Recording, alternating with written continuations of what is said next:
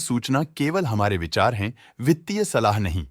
निर्णय लेने से पहले खुद शोध करें। किसी भी लाभ या हानि के लिए हम उत्तरदायी नहीं हैं।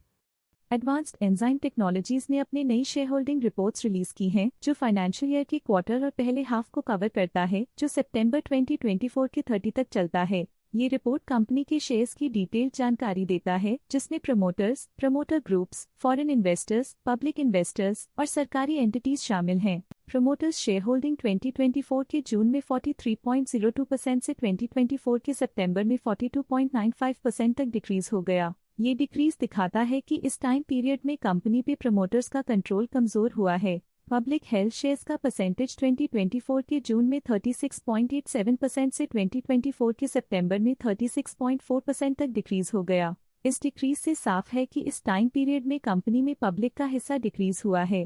डोमेस्टिक इंस्टीट्यूशनल इन्वेस्टर की शेयर होल्डिंग में थोड़ा डिक्रीज आया 2024 के जून से 2024 के सितंबर में, जो दिखाता है कि डोमेस्टिक इंस्टीट्यूशंस ने अपने स्टेक को -0.06 से डिक्रीज किया है। FII फॉरेन इंस्टीट्यूशनल इन्वेस्टर्स ने अपना शेयर होल्डिंग जून 2024 में 12.03% से सितंबर 2024 में 12.63% तक इंक्रीज किया। ये बताता है कि फॉरेन इंस्टीट्यूशंस ने कंपनी में अपना इंटरेस्ट 0.6% तक इंक्रीज किया है। चलिए इन्वेस्टर्स के स्टैटिस्टिक्स पे नजर डालते हैं, जो शेयर होल्डिंग पैटर्न में फ्लक्चुएशंस का कारण बन सकते हैं। किशोर लक्ष्मीनारायण राठी ने इस क्वार्टर में स्टेक होल्डिंग में कमाल का सुधार दिखाया है, जिसमें 0.04% तक एक इम्पॉर्टेंट इंक्रीज देखा गया है। मधुसूदन काबरा इस क्वार्टर में स्टेक होल्डिंग में डाउनटर्न देखा, पिछले क्वार्टर के मुकाबले स्टेक होल्डिंग में -0.09% तक डिक्रीज हुआ है। वसंत राठी इस क्वार्टर में स्टेक होल्डिंग में डाउनटर्न देखा, पिछले क्वार्टर के मुकाबले स्टेक होल्डिंग में -0.1% तक डिक्रीज हुआ है।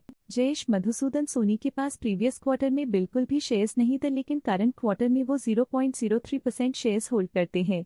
फाइल अक्षय कुलकर्णी के पास प्रीवियस क्वार्टर में बिल्कुल भी शेयर्स नहीं थे, लेकिन करंट क्वार्टर में वो 0.02% शेयर्स होल्ड करते हैं। मेगा झावर के पास प्रीवियस क्वार्टर में बिल्कुल भी शेयर्स नहीं थे, लेकिन करंट क्वार्टर में वो 0.02% शेयर्स होल्ड करते हैं। Relatives of promoters other than immediate relatives of promoters disclosed under promoter and promoter group category ने हाई स्टेकहोल्डिंग एक्सपीरियंस करते हुए स्टेकहोल्डिंग में 0.02% इंक्रीज देखा गया। प्रदीप भाईलाल शाह की फाइनेंशियल परफॉर्मेंस में एक सिग्निफिकेंट डिफरेंस देखा गया है, जो -0.09% है। ऑबिम एशिया 3 मॉरिशस फिजी लिमिटेड के पास पिछले क्वार्टर में कोई नंबर ऑफ शेयर्स नहीं थे, लेकिन करंट क्वार्टर में इनके नंबर ऑफ शेयर्स 12.08% है। ऑबिम एशिया 3 मॉरिशस FVCI लिमिटेड के पास पिछले क्वार्टर में 12% शेयर्स थे, लेकिन करंट क्वार्टर में उन्होंने कंपनी से एग्जिट ले लिया है। म्यूचुअल फंड स्लैश ने अपने हिस्से को पिछले क्वार्टर में 5.82% से डिक्रीज करके 5.57% पे ले आए हैं। ये कंसेक्यूटिव क्वार्टर्स में -0.25% स्टेक्स डिफरेंस दिखाता है।